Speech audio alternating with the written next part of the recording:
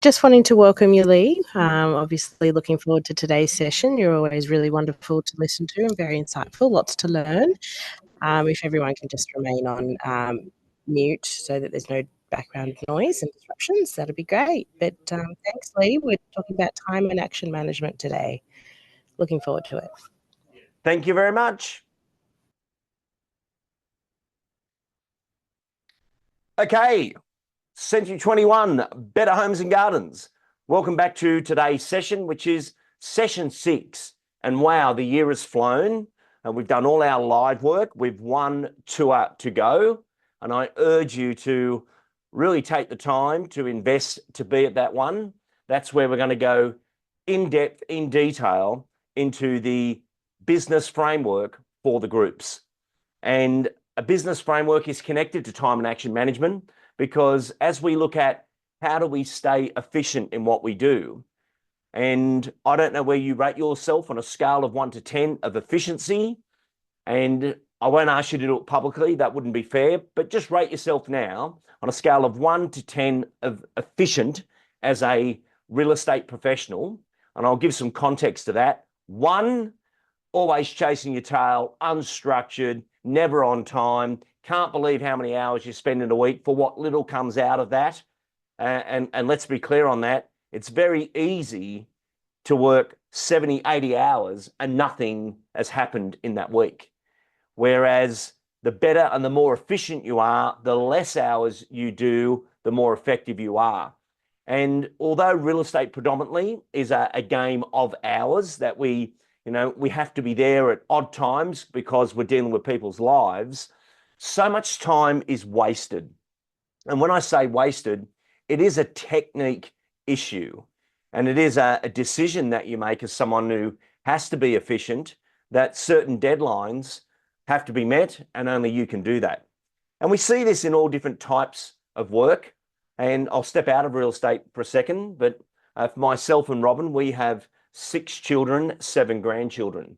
And if you want to see a mum who's effective with 3 kids, reaching deadlines, got to be at the school for pickup, got to get this done, got to get that done, that is pure time management. But really for the mums out there, that constant planning process so it doesn't go wrong because you won't reach your deadline unless you make it, is a really good example of time and action management. Now, yes, I'm going to apply it to the real estate context and take you into the slideshows of things you need to know. But time management is a decision that you make. And I think a lot of people go right throughout their life and they blame things. And as you know, my view on real estate, you're either whinging or you're winning.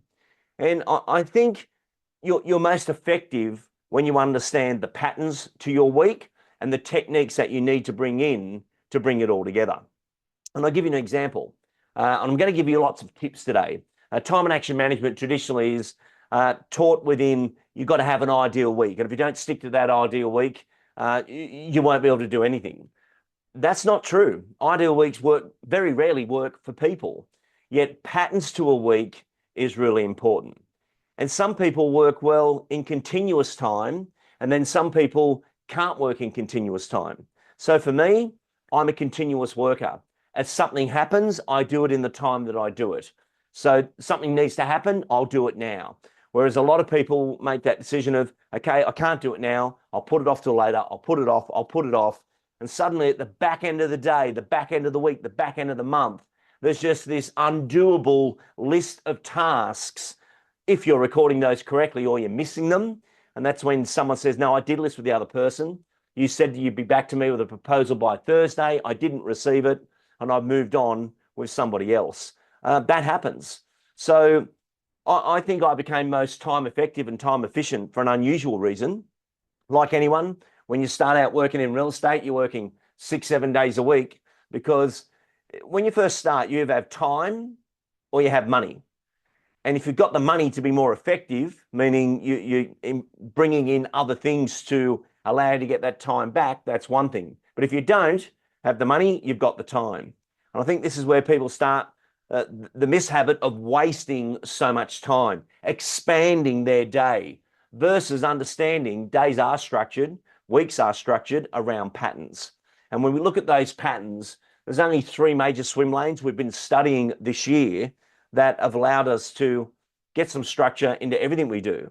And that's lead generation, lead conversion, and client fulfillment. And as you look at your week, you also have to ask yourself, what does a good week look like?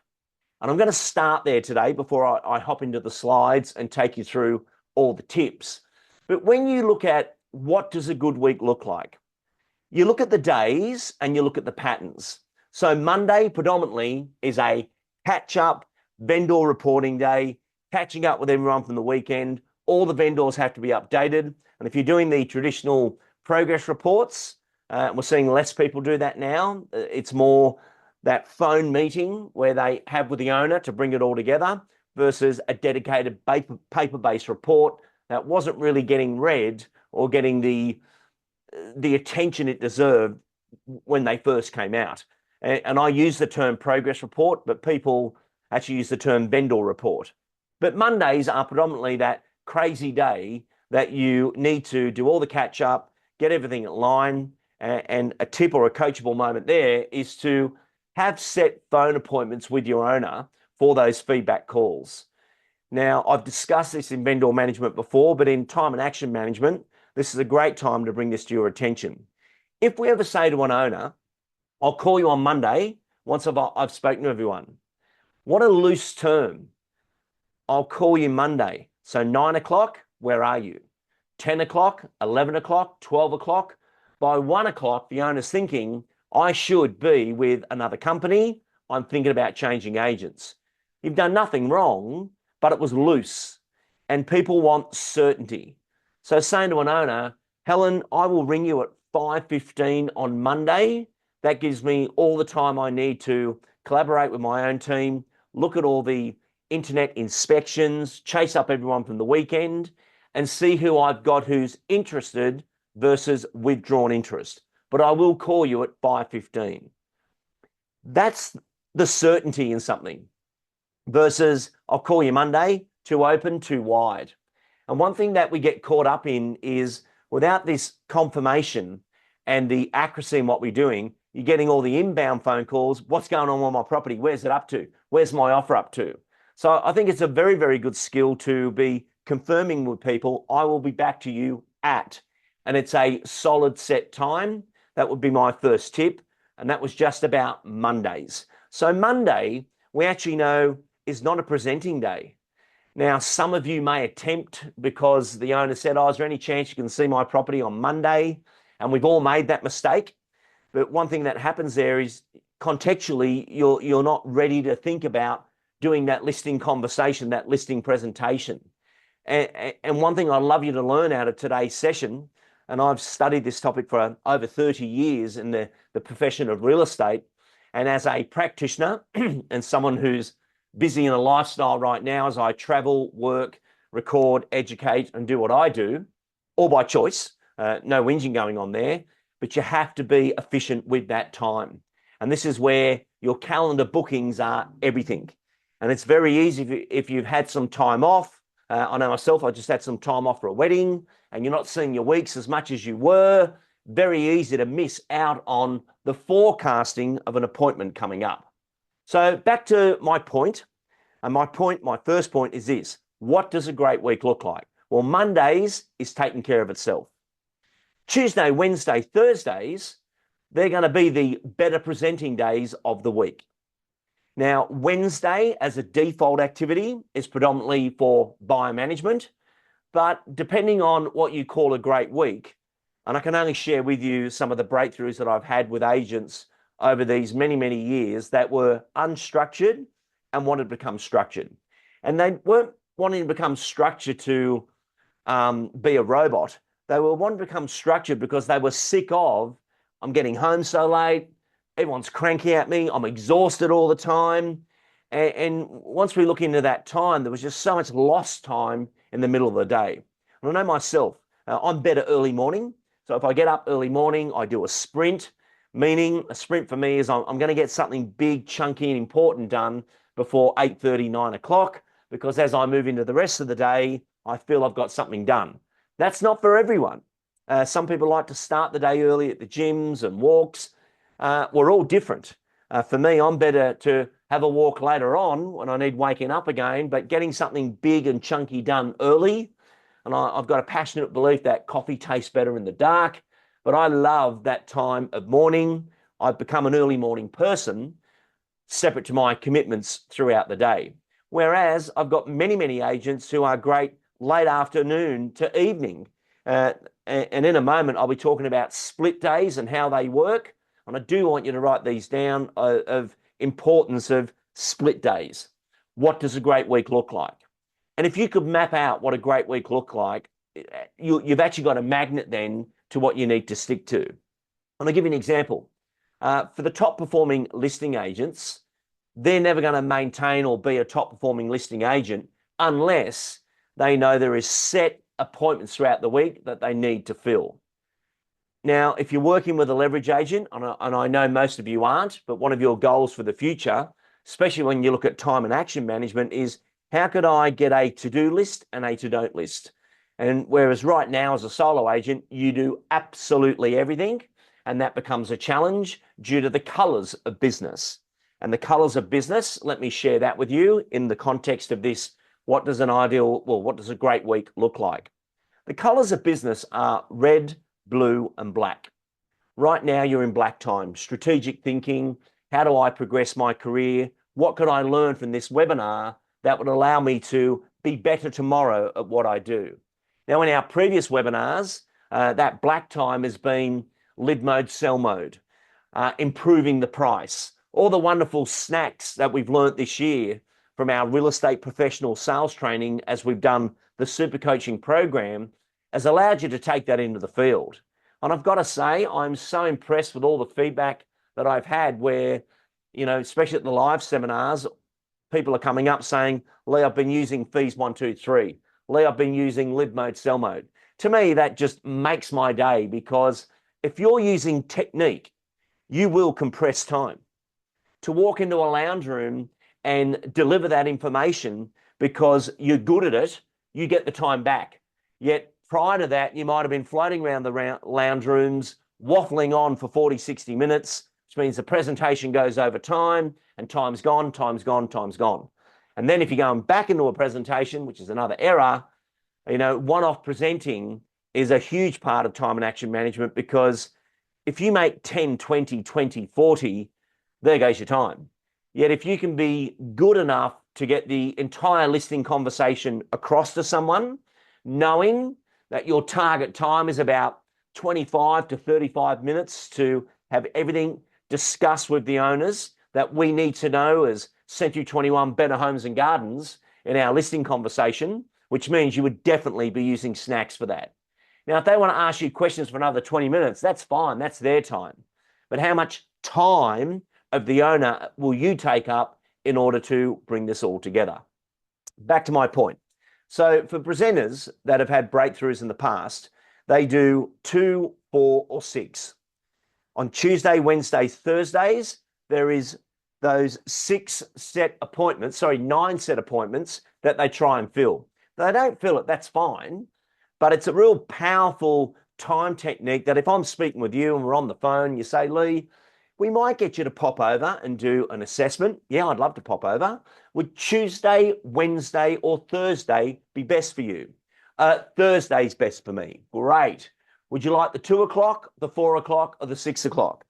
Oh, look, the kids go down around about 6. So if you make it 6:15, that'll work really well for us. But the fact we could bounce it to, do you want this, this, or this? Now, the reason the 9 appointments is important is it's not the amount of appointments, it's the time slots have been made. You don't want to get to the end of the week and go, why does this week feel so loose? Why does this week feel so not a lot happened? Well, there was no expectation for anything to happen. If you're expecting to fill, and it doesn't have to be 9, it could be 4, it could be 5. This is your life, your world, you get to decide. But my recommendations is you book the space, find the name. Book the space, find the name. Now, probably a time you do that best is Saturday. Which opens you can do throughout the day. Then you've got the owner who's actually so do you want the 11:15, the 12:15, the 3:15? You know those set times, and then suddenly you lock a house in. So what a great example. Book the space, find the name, or book the space, find the property. But what happens when you start to work into this context of what does a great week look like? Well, Monday's nailed. That's my vendor reporting day. I can do that in a polo shirt. That even may be the late start from home, get my phone calls done early, then come into the office into the afternoon. So you are breaking up that time with a form of a split day. Yet I will explain a full split day in a moment. And then Tuesday, Wednesday, Thursday, I've got to get myself at 2:00. And someone rings up, oh, Lee, is there any chance you could see our place? I certainly can. You want Tuesday, Wednesday, or Thursday? Wednesday, great. Do you want the 2, 4, or 6? 4, locked in. Now, most people don't really have a schedule, so they'll take one of your options. But if you don't have options, I don't know, what do you want to do? I don't know, what do you want to do? I'll check my calendar, I'll come back to you. You check your calendar and come back to me. Versus very effective time dialogue to say, we have this, we have those, what do you want to do? Now, if they can't make that time, that's fine. But in a time-effective conversation, what I'm trying to do is get to the truth and control my own time so that I can fill it with what I need to do. Does that make sense, everyone? Yes or no for book the space, find the name, or book the space, find the home? Because Saturdays is one of those days and we know what we need to do at that time. Now, when I first came into real estate, I just ran myself ragged. I was exhausted. I had no time skills whatsoever. I let everyone control my time. I had no clue what I was doing, and I virtually burnt out in the first year. You notice how much weight you're putting on, you're eating late, you're eating at odd times, and you got to be very careful of that. The real estate industry is one of those pull you from all directions, and you all know what I'm talking about, but it can also hold you up with one hand, scrape you out, scrape the sand out from underneath you, and put you in a time zone or a time block that you can't get out of. It's really important that as of today, you make that decision to control your time and not blame everybody else around you for what you're doing, including loved ones. Again, this communicating what you do is really, really important. So for me, Wednesday nights was my late night. I enjoyed going in late on a Wednesday, and I'll explain this right now. Split days. Split days is when you get in late, you leave late. You get in early, you leave early. But one split day a week is such a difference to how effective you are. Real estate is not 9 to 5. It's 9 to 5 is probably our worst time. It's like the shops. They're open 9 to 5 and everyone works 9 to 5. Yet you go overseas, the shops open at 11 and they're open till 11. So you can go to shops any night you wish, but you're wasting your time in the morning. They're running a split day, but split days in real estate are phenomenal. And depending on if you get that late appointment, if you don't, they're your best call sessions. Now, another thing that I want you to write down, default activities. A default activity is something you do when what you had planned to do didn't go ahead. And every one of us needs default activities. For me, if something gets changed, booked, or cancelled, I've always got to edit, and I do my editing. But I don't really book time for editing. There's enough broken time for me to do that on the fly, and it's my default activity. As a real estate sales professional, one of my most personal and best default activities was a bit of an analog way, but I had all my established clients printed out in street order, and it was a report that sat in the car. So if I've driven to an appointment and Melissa says to me, Lee, rings me up, Lee, I know I'm meeting you at Bennett Street. I've just picked up the kids from school. One was sick. I've just got to drop her home. I'm going to be 15 minutes late. Can we still see the house or not? Now, I've got the time and control here to say, no, that's fine. I'm happy to make some phone calls in the car. Melissa, I'll see you when you arrive. Now, the first thing that's gone through my head is Melissa is a buyer-seller. She's got a trade-in. So this is a chance for me to overextend myself and do the right thing and show her the type of person I am, that no, it's not tough. You'll see it another time. Look, I'm happy to do that. I'm going to make some phone calls in the car. I've now got a 15-minute sprint of time that I can chip and chase. And I love that term. You've heard me say it many, many times. Chip and chase the most important phone call list in the world, my established clients. And my established clients comes under that very important campaign of love the one you're with. And without that connection to the community, I'm on the edge of the community. I'm not in the community.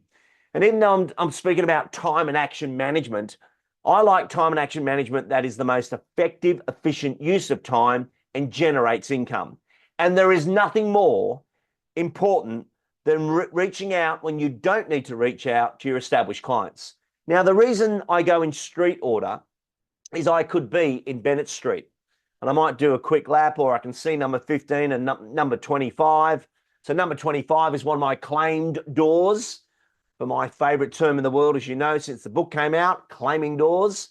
So that person purchased that property me 5 years ago. But I've just noticed they've put a carport out the front. So ring, ring. Hi, is that Helen? Hi, Helen. Lee Woodward from Century 21. How are you? I'm well. I was in Bennett Street, as I am. I've got a property there at the moment as well, as you would know. But I noticed you've put the carport out the front. It looks fantastic. How's that all going? And I'm just saying hello, but I will throw in there. And by the way, Helen, is there anyone you know out there in the community that I could help move in the marketplace, as we've got some incredible opportunities at the moment for people to upsize and downsize? But is there anyone you know? Are you sure? All right. And suddenly Helen pops up. Oh, there's a friend of mine at work. That's all right. Any chance you could shoot me her number and I'll reach out and let her know we spoke? And in the worlds of Charles Tarby, I've now got my perfect method of introduction. So default activities are linked to established client campaigns. And wherever you are and that extra 10, 15, 20 minutes, an hour pops up, the worst thing you can do is drive back to the office, back talking to someone, back out.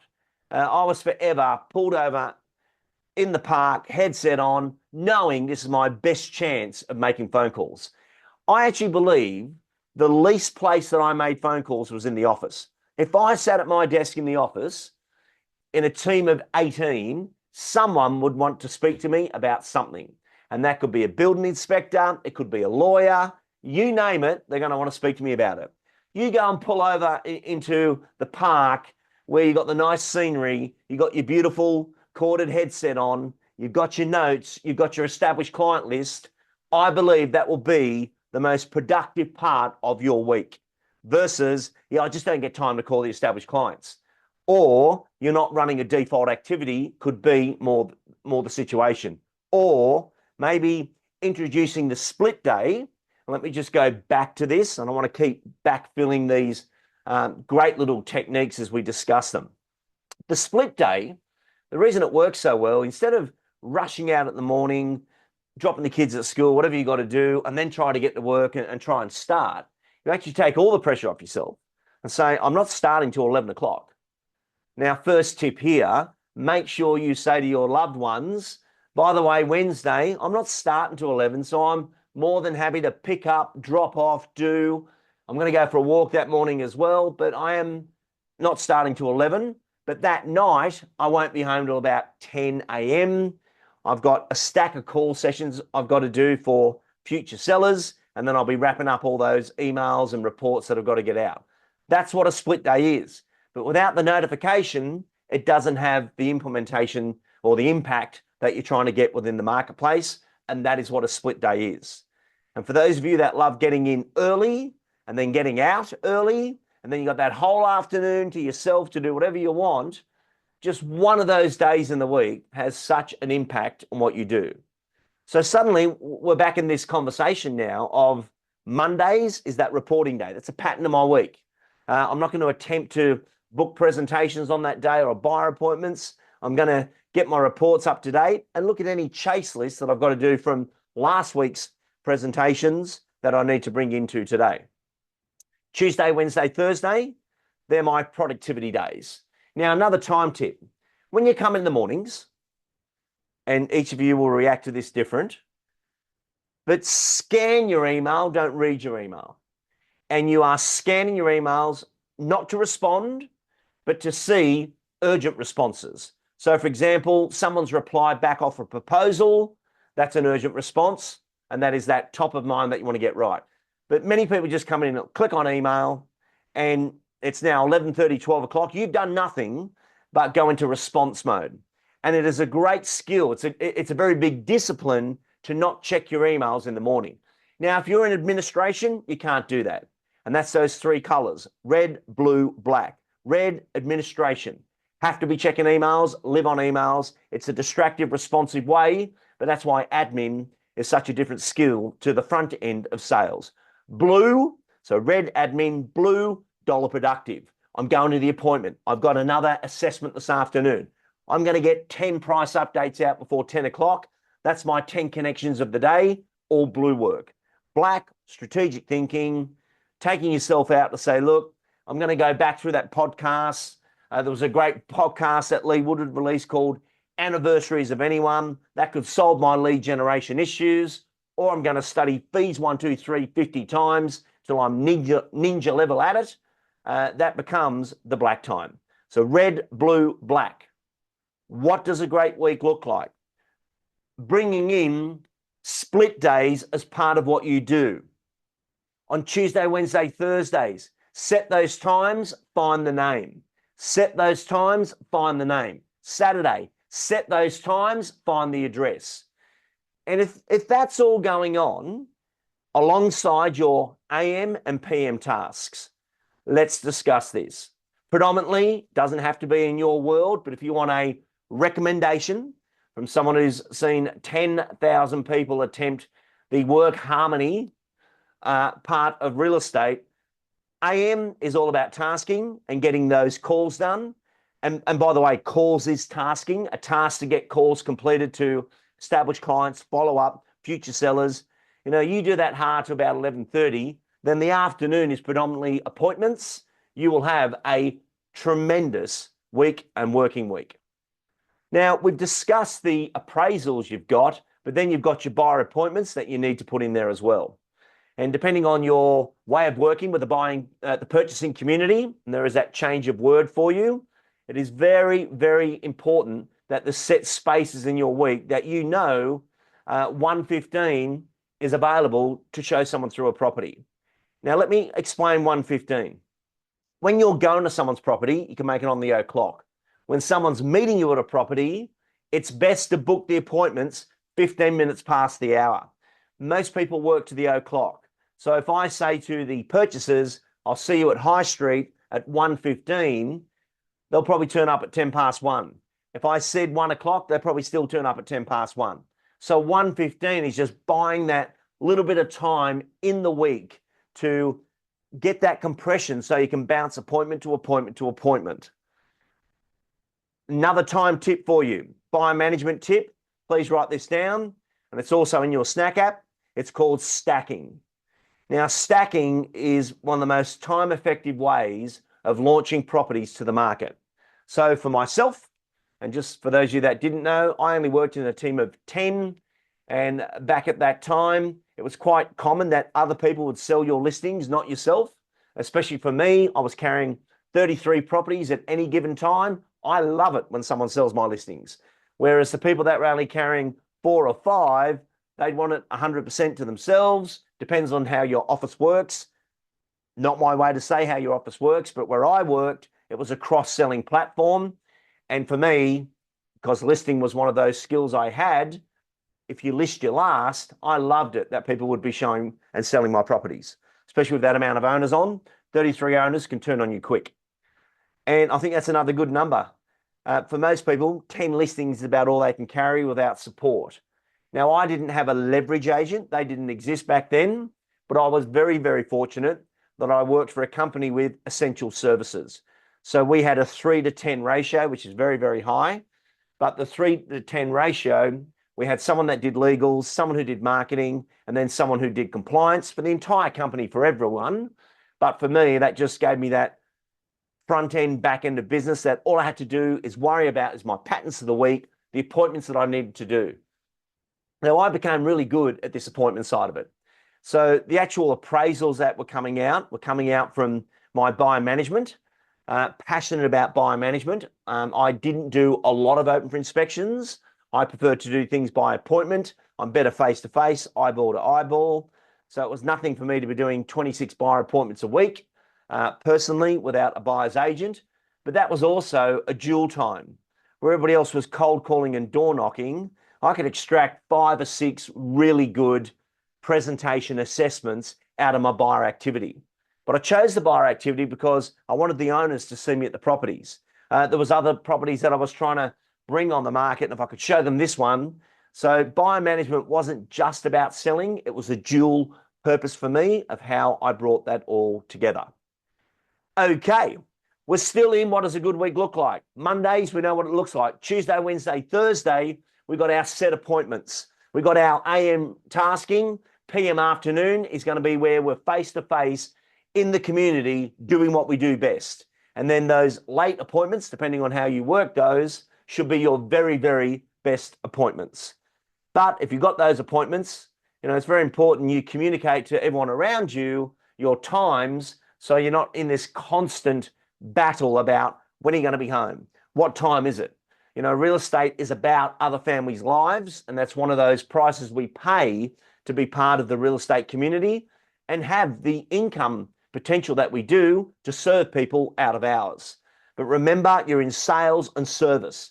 And that service ability, that immediacy that you bring to a marketplace is pretty much how you win business, where people say, that's a hardworking agent, not a lazy agent.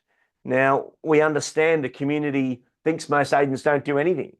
And that's quite often because their phone contact ratios are a lot less than their email push outs or the spray marketing that they do to the market. And I think that's an important point for me to mention. I love all types of blended marketing. But we do have to be match fit on the phones, making the right phone calls. Now, I don't think you should be cold calling. I think you should be making calls of value, client information calls. You're letting someone know something's sold. You're letting someone know that something's coming on the market behind them, and having those call sessions throughout the week. And you'll know your time frames.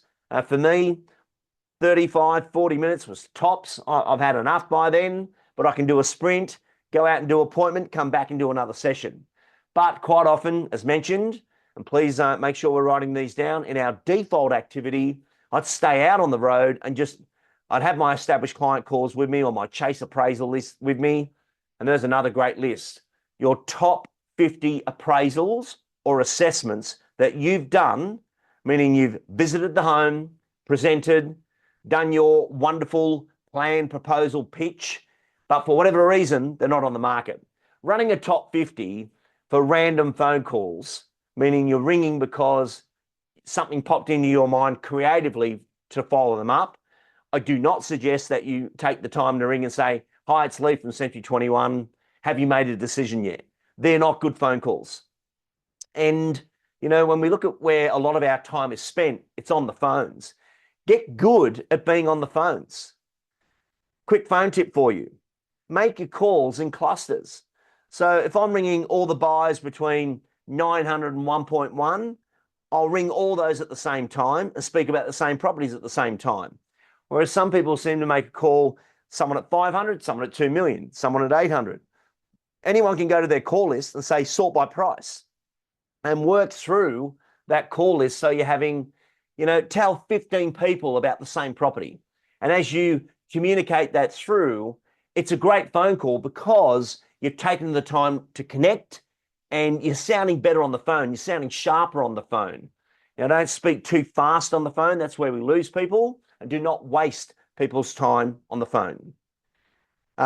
Completely out of sales at the moment. I got to do a wonderful Zoom coaching session this week on words for 2 BDMs that have gone into a new business that I look after. And they had to make 737 established phone calls to introduce themselves. And I'm so glad we did the session because they were about to make every one of those phone calls incorrectly. And this wasn't their fault.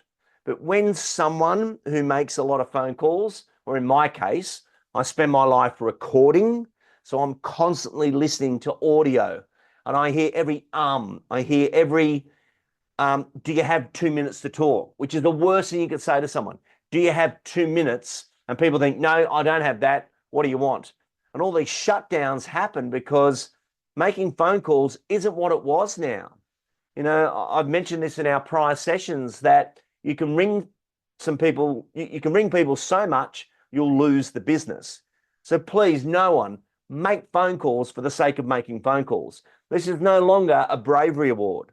Having a call campaign where you know the purpose of the phone call, you've thought about the outcome you want from the phone call, and then the key points on the phone call, then make the call. Now, in this scenario, I was able to perfect the words. I then recorded a very short MP3 so they could listen to that and perform that phone call. So suddenly they go from dreading making the phone call to excited about the phone call because the phone call had a sequence to it. It's got a groove. And if you want to get time back, make great phone calls. I can't stand going through a real estate office and hearing someone making phone call after phone call after phone call, and the words are wrong. There was no intention in the call. There was no outcome or expectation in that phone call. We're just smashing out phone calls. And I'll say this for the recording's sake. It is very easy to ring 100 people and speak to nobody. It is very easy to ring 100 people and speak to nobody versus reaching out. Hi, Helen, Lee here from Century 21. Just calling all our investors at the moment to introduce myself. I've just joined the company and I'm here to look after all investors for their properties we have currently in the property management department, and also any other properties that you may be looking to purchase in the future. I can ask you that question. Are you looking to expand your portfolio? Would you look at taking on another property? Now, when we ask an investor that question, what have you got? Yeah, we've been looking elsewhere. And suddenly our BDMs find all these opportunities from circling back to the campaign I mentioned before, love the one you're with. And when in sales, when we're ringing those established clients, you know, who else do you know out there? But you're better to cut into the data and save thousands of hours in your career than chase strangers on the outside of people that don't want to speak to you, but you're just ringing them anyway because that's what you did. And it's probably our worst time situation comes from a waste of calls without the structure to the calls. And then if you're making the calls, can you bounce them to the appointment, 2, 4, or 6, or what your buyer appointments are? Get those patterns to your week. If you can get those patterns to your week, all you've got to do then in time and action management is repeat the performance, versus, I hope it's a good week. Last week was a bad week. The week before that was a bad week, which means I've had a bad month. What does a good week look like? Tuesday, Wednesday, Thursdays, we've discussed it. Fridays. Now, Friday, leave some time to breathe here. Saturday is going to be full on because you've got all your set appointments. And if you're doing that late call afternoon to the buyer sellers, got a trade in, didn't want to wait till Monday, I just thought I'd speak to you now. How did you go? And everyone should have that late Saturday afternoon list of the hottest leads I met today, knowing most won't get back to them on a Saturday, meaning your competitors. But if you've met someone with a trade-in, you had a good conversation, that final touch late on a Saturday afternoon, and it could be while you're driving home, you might pull up in the driveway with a headset on and just do your final 20 minutes. I was forever sitting in the driveway making that final list of phone calls, but driving, calling, there's no way I can get through the production I need to do to get the activity around the people I'm speaking to for the chance to get in the door to convert it without that continuous call cycles. You know, when I get to the office, I'll make phone calls. Those days are over. You know, I was at a great office in Brisbane and I asked for someone. They said, he's out there. And he was walking around this oval with his headset on, making all his phone calls. But what a great time tip. Walking, everyone's saying they've got no time to exercise. You're walking through your turf or you're walking around an oval, call after call after call. But it's a known fact, especially with a good headset. And for me, I don't like the Bluetooth headsets. I like the corded headsets, as I've lost quite a few Bluetooth headsets and I'm back to the corded. But the corded is a better sound. You're focused. And the phone calls you make while you're walking are so focused and in depth. You know, you're getting the better extendable conversations versus sitting down at your desk bored. I don't know if you work at a stand-up desk, but there's another time tip for you. I went up to a stand-up desk 10 years ago. Very rare I sit down unless I have to do something boring. But being on your feet, I'm speaking to you now. And yes, I'm in a hotel room and I've got a stand and the ironing board's out because I've got all the stuff in front of me to do the webinar. But as I stand, I'm alert.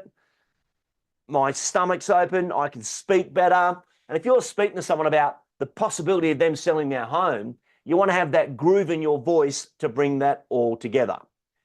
Okay, going to pause, go into my slides. Before I do that, I have a question for my wonderful audience online here as we give you time tips. I have a question. My question is this: what is your number one time challenge that, if you got fixed, would make a significant difference in your life and career? Please type in your number one time challenge and I will switch to our slides. Go for it.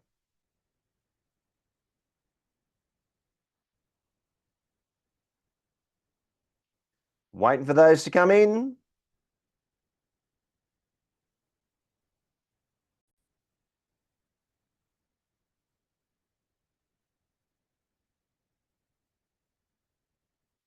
Okay, I will allow some time for that to come through. Let me just take that off and here we go. Everyone can see my screen? That's a yes. Very good. Okay, so when we... One moment. Okay, look at those answers coming in now. Aaron, prospecting, not keeping a structured week. Good. Allocating specific time for different prospecting methods and knowing what to say on my phone calls. Andrew, that's such a great one. I want to thank you for sharing that. I know lots of people that hit the phones, but they don't know why they're hitting the phones. They haven't given it a theme. It's established clients. It's buyers, sellers. Just ringing anyone out of the database for any reason is a waste of your time. You better go for a walk. That is not effective call time. And it's great to see these coming up. So, and this is where you start to think, okay, I'm going to give thought to this. I'm about to ring this group of records. Good. What's the purpose of the phone call? Because you're going to need to say in your dialogue, hi, Helen, the purpose of my call, and let's look at some structures to a phone call. Hi, Helen, it's Lee from Century 21. Have I caught you at a good time? Yes, you have. The purpose of my call, and jump straight into it. Do not waste their time with fluff because by the way, you're now adding on to your own phone time. You know, I used to sit in the booth, people next to me, I'd get through double the calls they would because they'd waffle. They didn't give thought to what they were saying. Get on the phone, get off the phone. People appreciate it. The purpose of my call is to let you know we've just sold a property behind you. It didn't even reach the signboard or portal stage. We had someone who was waiting for 6 months for that type of home, but we got a great result. And because there's no sold sign on it, I'm just reaching out to let you know what it sold for. That's what a real phone call sounds like, because it's a purpose of your call is, and that's how it all comes together. Okay, any others there from our chat? Juggling life as a selling principle. Get distracted with aspects of the business. For selling principles, I completely understand. You're spinning hats, and one of those things one day is maybe to, if you want to, and this is not my place to tell you, but there comes that fork in the road of, do I get someone to run the business because I'm passionate about listing and selling real estate, or do I go from lister to leader and teach others how to list? I know that sounds simple, but one of the hardest places to be caught is in everything all at the same time. It's like spinning plates and you're trying to get everything done at the same time. Done it myself. You know, when you first start a business, you're the CEO, chief everything officer, you're doing everyone's roles, binding manuals, speaking on stage, recording, whatever it is, till the point that you can get to an efficiency level that someone could come in and assist with that. A junior could come in and assist with that. Is there any others here that have popped up? Any others that have popped up? Trying to find time in my work while working on the others' work. Yep, get it. All right, let me just go back into share screen here.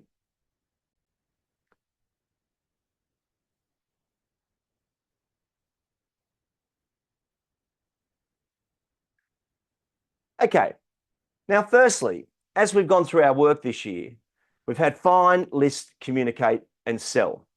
Now, all four of these are important, you know that, and you've got to be able to spread your time over these four items. Now, prospecting is definitely going to take up a bigger use of your time, because without that, there is nothing for the future. Now, that's not new. That's not me telling you something different, but protecting the time for lead generation is a daily activity, not when the cupboards are bare. Now, in the listing side, it does get lighter, but you've got to get more efficient by being really good at that one-off presentation, using the leave behind, you know, compressing your words so you're out there for 35, 40 minutes versus people are out there for 2 hours. That's a lot of time. And if you get in the habit of taking that long to get to the point, that can be a challenge. Then communicating with our vendors, obviously that's our big Monday day.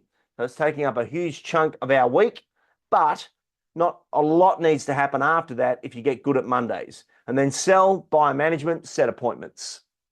Moving forward, when we look at our business imperatives, and I show you this slide every time, let's run this filter over time and action management. Firstly, clarity, vision, goals, and objectives. I want to be doing better fees on less time. That is your goal. And I say that to you as, you know, as a real estate sales professional, my figures went up every year. But in the last couple of years, I had a passion to do some training. And I actually did my best numbers on 4.5 days a week. I was allowed to train for a day and a half a week as well under my principal, because I always worked under a principal. And we had a deal. Lee, as long as your numbers don't drop, I don't mind if you go out there and do a day's training. That's all good. And I needed that consent, but I tell you what, I got really good at winning business, because if I miss it, I can't spend more time finding another. And I think wanting to become a trainer and having that goal got me better at being a presenter, but it was my clarity, vision, goals, and objectives. When I get in to make those call sessions, no one talk to me. I've got to stay focused. I don't get this time back again. Now, determining a strategy and focusing on it, today is that. We're going to run patterns to a week. We're going to understand what a split day is, book the times, find the names. That's our strategy. Now, communicating effectively with your identified market. Now, this becomes really powerful. Today, you can do a voice note that you send to someone. You can use the LinkedIn record message. You can send a video message, and you can make the phone call. Getting your price updates out, 10 of those before 10 in the morning. You got 10 connects. That is number 3, communicating effectively with our identified market, definitely time related. Understanding your customers' perspectives and priorities. Beautifully today, your customer does not want you wasting their time either. So make it real. Make the phone calls real. When you're at the appointment, be present. Do your prep. Go in there with your great listing conversation and don't waste their time. Show them that you are a real estate professional. Rehearse that listing conversation. Get your fees 1, 2, 3 right so that when you're in there, you've got impact. Don't be a loose, low energy, waste of time presenter. You're all the same. I went with somebody else. Every one of you watching this now, that is your choice to get good at presenting. And when you get good at presenting, you get the time back, and it makes a significant difference. Organizing your business to deliver and surpass customer expectations. When we get time and action management under control, when we have our business framework, which is the next thing we are doing, when I see you live as I go right around the country and NZ, you watch what a better experience you can give. When every hour is not taken, one of the greatest breakthroughs in real estate is to use creative time. And that's when you do go to a coffee shop with your top 50, you just look at that list and think, What could I do to bring that in over the line? What would make a difference? Okay, some time tips. Understand the benefits. Oh, back there.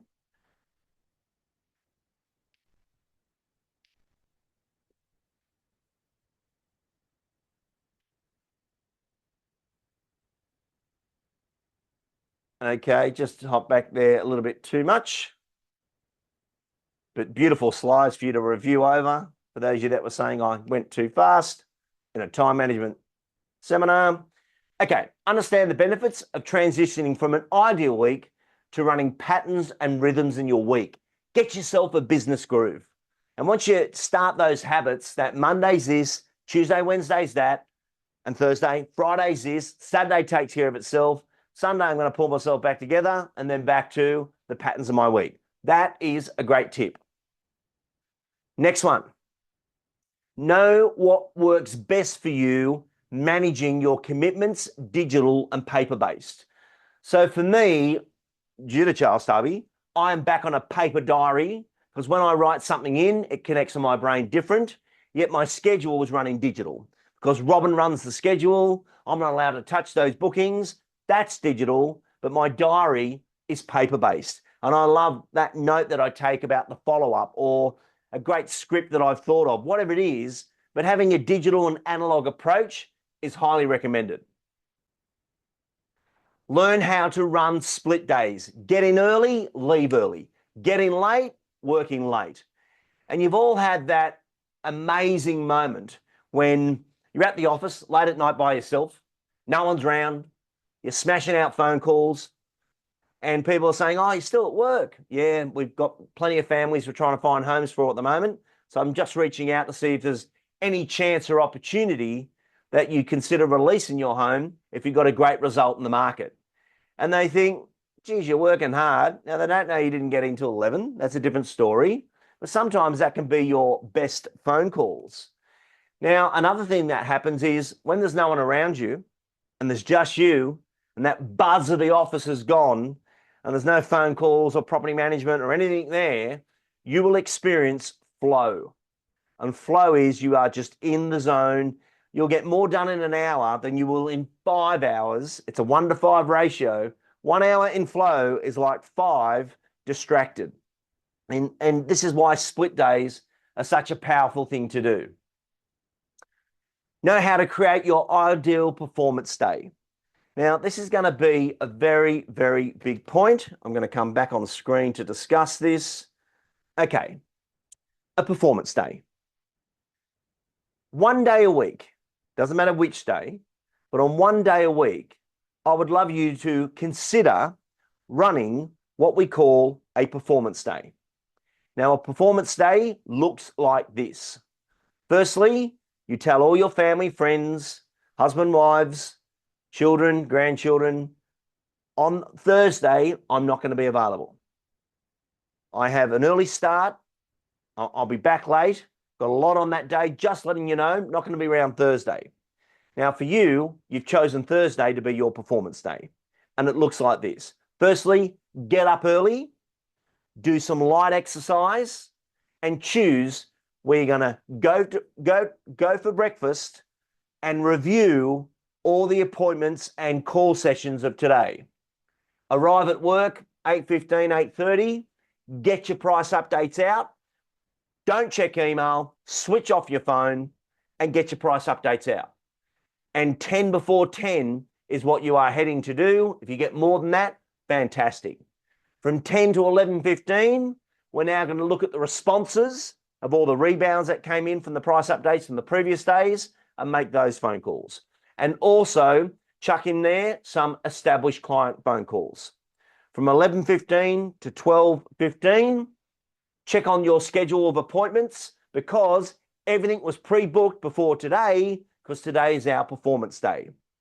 Have your short lunch break and then go to your first buyer appointment, which is probably around about 1:15 and perform that particular appointment. At 2 o'clock, you got your first set play presentation of the day. It was booked 4 or 5 days ago because we're filling our performance day, not just any day. Then you got your 4 o'clock, And if you've got a 6 o'clock, great. If you didn't have a 6, go back in, flow in the office, wrap up all the loose ends, re-text everyone who you've had great communications with today, enjoyed meeting you, look forward to helping you in the future, wrap up your day, and when you get home, you will feel absolutely amazing because you spent all the preparation in filling the performance day. And one performance day a week will significantly progress your career forward. If you could get to 2 performance days a week, you'll start to see a significant difference in your income. If you could get to 3 performance days a week, you would be in the top 10% of the Australian real estate industry, because that is how the structured, repeatable performance corporate athlete gets there. They don't get there on a loose schedule and letting everything happen to them that's going to happen to them. They fight to really protect their time. They're cranky about their time. You know, a top performer walks through an office and people think, oh, look at him, he doesn't talk to anyone, or she's arrogant. They're just focused on getting that stuff done so they can get on with what they want to do. And if they're on a performance day, you'll see how they're dressed different. Their shoes are shiny. John McGrath, same thing. Tuesday, Wednesday, Thursday were the only presenting days. No meeting Fridays. Vendor management Mondays. Auction day Saturday. And hence the rest is history. But he would go in there, and obviously I did 5 years recording with John on the Real Estate Hot Topics audio. But Tuesday, Wednesday, Thursday, it'd be suited up, tie, shoes shiny, go to an appointment, would not go back to the office, go to his next listing appointment, have all his notes in between. Because when you come back to the office and back into the environment, you won't stay focused. And it'd be very hard presenting against someone who's on a performance day, going appointment to appointment to appointment, dressed for the gig, shoes shiny, clothes ready, and ready to compress time and win business. Very hard to come up against that type of person. They're absolutely focused, and their meeting will go better. There's no doubt about it. Okay, so with my wonderful audience here, I know we're just coming into the last part of our time. Most important time-effective question for me today. What is the #1 key deliverable that you got out of today's time and action management session in the real estate industry based upon all the work we've done this year? Because time sits over the technique, and you've got tech and technique. What's our #1 key learnings for today? Please type them into chat for me now, please. Go for it.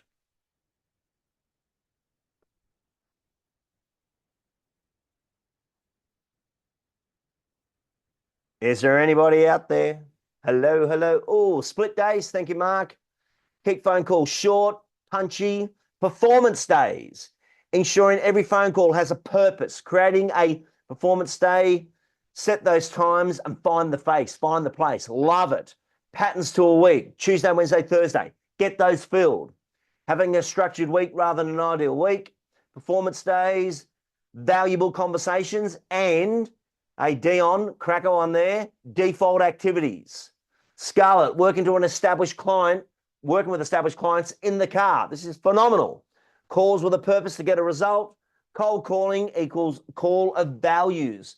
Nobody wants to waste your time or their time. Make calls with a purpose. Love the default activity. Thank you, Adrian. What else we got? This is a good list. One of our best lists ever. I'm going crazy here. And I haven't bombarded you with tips today. Hi, Lee, question. As the price update will likely not include a sale estimate of someone's properties, do you see the price update purely as a point of contact to gather someone's details and to ensure you are... Yep, okay, let me answer this live for you. This is a great question. The price update is actually designed around the surrounding sales of someone's property. They're not comparable sales. So as we update you with a price estimate of what's going on in the area, that's based upon the automation valuation models that happen in real estate. So when someone goes to sell their house and the valuers are engaged, the bank type in the address and they're looking at all the surrounding sales to give a guide to where that property will sit in price. That's the price update. We're actually updating the owner on the surrounding prices around them that affect their property. To give them a price on their property, we need to go in, do a full assessment because the value's on the inside, and then we can conduct that particular appointment. But great question. Thank you for throwing that in.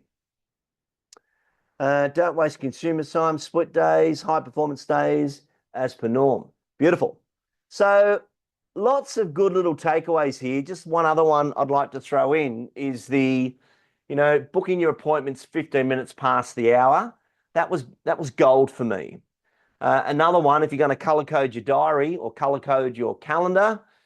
Now, I used to color code in highlighters, and I've mentioned that before. Benefit of it. Listing appointments were green, buyer appointments were yellow, personal appointments were blue, and price reductions were red. So at the end of the week, I don't have to read, I could just count the colors. And so I did 5 greens, 26 yellows, only 2 blues, and 1 red. So obviously I'm not improving the price as much as I should, but that's the only benefit of colors. You can actually see a week structurally rather than reading every entry that you have. And then my final point for you as we wrap up our webinar is consider running next year a calendar of blank space, meaning we've got January to December. January goes down and there's 30 spaces in each one, obviously, because there's always 28 days in a week and some have more. But in January of 2025, lock in every appraisal in that month. February, lock in the streets of all the ones. Just have it next to you as a handwritten chart. But when you get to March, you go back to January and say, what happened with that one? I signed it, lost it, still unsigned, still unsigned. But gaining visibility on every assessment appraisal you've done in a calendar view, meaning doesn't matter what days it was what ones were in there. And as you go back, you can save so much time out of the databases and reflect on those wonderful assessments. Thank you very much. And Melissa, thank you for bringing me in to speak to everyone. And thank you for watching, and I will see you in the workshops. Thank you very much.